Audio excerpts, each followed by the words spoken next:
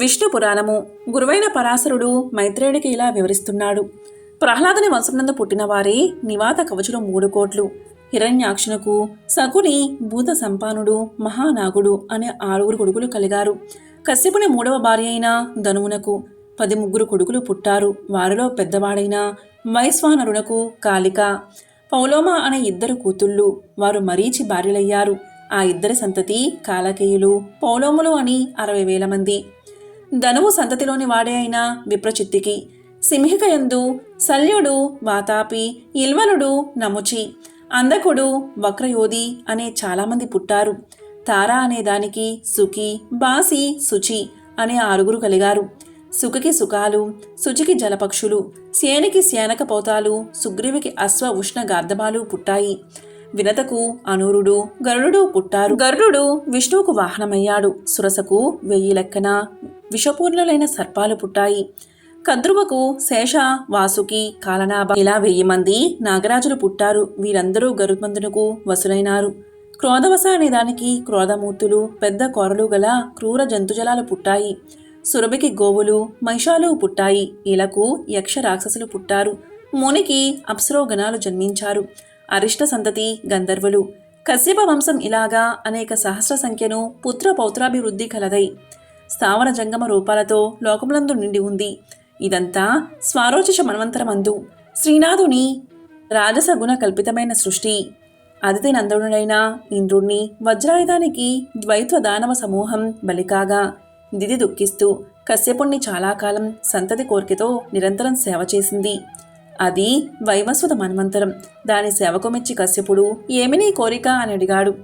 ఇంద్రుణ్ణి చంపి సచితో సహా దేవరాజ్యం ఏలే కొడుకును ప్రసాదించునాదా అని దితి అడిగింది.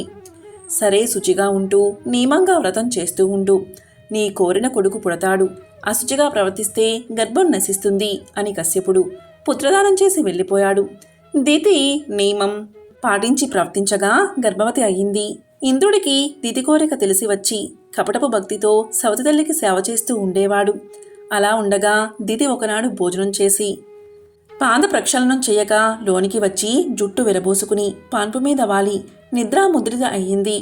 ఇదే సమయమనుకుని ఇంద్రుడు సూక్ష్మ రూపంతో దితి కడుపులో ప్రవేశించి లోపల ఉన్న శిశువు ఏడవగా ఏడవకు అని వజ్రంచి ఆ శిశువును 7 ఖండాలుగా నరికి వాటిని మళ్లీ 49 తునియలుగా చేసి బల్పడి చడీ చప్పుడు లేకుండా వెళ్ళిపోయాడు. ఆ 49 ఖండాలు రూపాలు ధరించి ఇంద్రుడికి తోడుగా అయిపోయారు. మారోది అని ఇంద్రుడి మాటను అనుసరించి వారు మరుద్గణాలుగా ప్రసిద్ధులయ్యారు. మునుపు పృథువును పరిపాలకుడుగా బ్రహ్మ నియమించిన తర్వాత ఆయా శాఖలకు అధిపతులుగా కొందరిని నిర్ణయించాడు. నక్షత్ర గ్రహ విప్ర తపోయజ్ఞ వృక్షలత గుల్మాదులకు చంద్రుడు, రాజులకు వైశ్రవణుడు, జలమునకు వరుణుడు, ఆదిత్యులకు ఉపేంద్రుడైన విష్ణువు, వసువులకు పావకుడు, ప్రజాపతులకు దక్షుడు, మరుద్గణాలకు ఇంద్రుడు, ముళ్లకు కపిలుడు, దైత్యదానవులకు ప్రహ్లాదుడు, పితృగణాలకు యముడు, ఏనుగులకు ఐరావతం, పక్షులకు గరుత్మంతుడు, సర్పాలకు వాసుకి, అశ్వములకు ఉచ్చేశ్రవం, గోవులకు వృషభం, మృగాలకు సింహం, వృక్షాలకు జువ్వి చెట్టు, పర్వతాలకు హిమగిరి అధిపతులు. ఇప్పుడు చెప్పిన వీరందరూ విష్ణుని అంశతో పుట్టినవారే. ఆయన ప్రభావం లేకపోతే ఏదీ లేదు. పాలకుని యందు విష్ణుభావం లీనమై ఉంటుంది. కాలం, చరాచరాత్మకమైన జగత్తు, మంత్రతంత్రాలు, యజ్ఞయాగాలు, గురువు, దేవతలు, కర్మ జ్ఞానేంద్రియాలు సమస్తము విష్ణు రూపమని తెలుసుకో. అలాగే వేదాలు, ఉపనిషత్తులు, శాస్త్రాలు, ధర్మశాస్త్రాలు, పురాణాలు, అనువాకాలు, కావ్యాలు, సంగీత విద్యలు, మూర్తామూర్తాలు ఆ పురుషోత్తముని ఒత్తి వేదాల్ని గ్రహించు. మైత్రేయ, ఈ పురాణ కథ చదివిన ఎన్నో వ్రతాలు, కార్తీక స్నానాలు, పుణ్యక్షేత్ర దర్శనం చేసిన పుణ్యఫలం వస్తుంది అని చెప్పగా మైత్రేయుడు ఆనందంగా నమస్కారం చేసి, గురుదేవా, ధన్యుడను.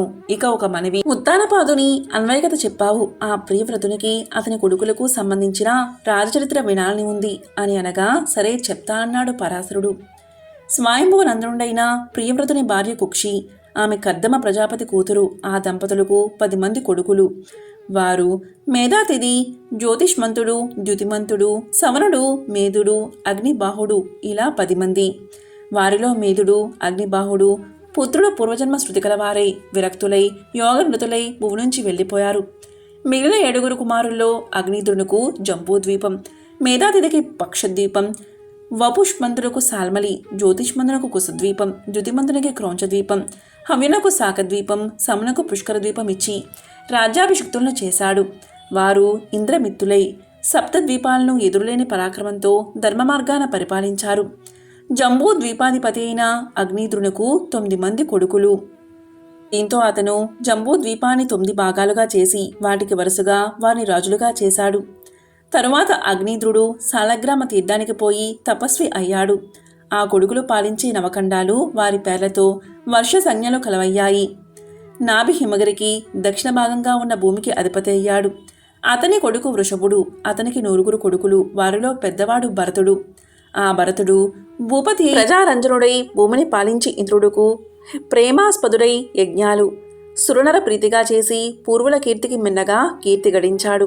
వాడి పేరుతో నాభి వర్షం భరతఖండంగా ప్రసిద్ధి చెందింది. వాని తండ్రి భూభారమంతా కొడుకుపై ఉంచి తపస్సు కోసం పులహ ఆశ్రమానికి వెళ్ళిపోయాడు. భరతుడు చిరకాలం రాజ్యాన్ని పాలించి కొడుకుని సుమతిని పట్టాభిషిక్తుణ్ణి చేసి సాలగ్రామ క్షేత్రానికి వెళ్ళాడు. పతిని ఆరాధించి తను త్యాగం చేసి మలిజన్మలో బ్రాహ్మణుడిగా పుట్టాడు. భరతనందనుడైన సుమతికి కలిగిన సుతుడు ఇంద్రద్యుమ్నుడు. అలా భరతవంశం విస్తరించింది అని పరశురాముడు చెప్పగా విని, సరే ఇక భూమండల వైశాల్యం, సప్తద్వీప చరిత్ర, నదీసాగర పర్వత విస్తార విషయం, సురాసుర గంధర్వ నగర వృత్తాంతం వినాలని ఉంది. చెప్పవలసింది అనగా ఆ ఆచార్యుడైన పరాశరుడు శిష్యుడైన మైత్రేయుడికి ఇలా చెప్పడం ప్రారంభించాడు. విష్ణు పురాణము. ఓం నమో నారాయణాయ.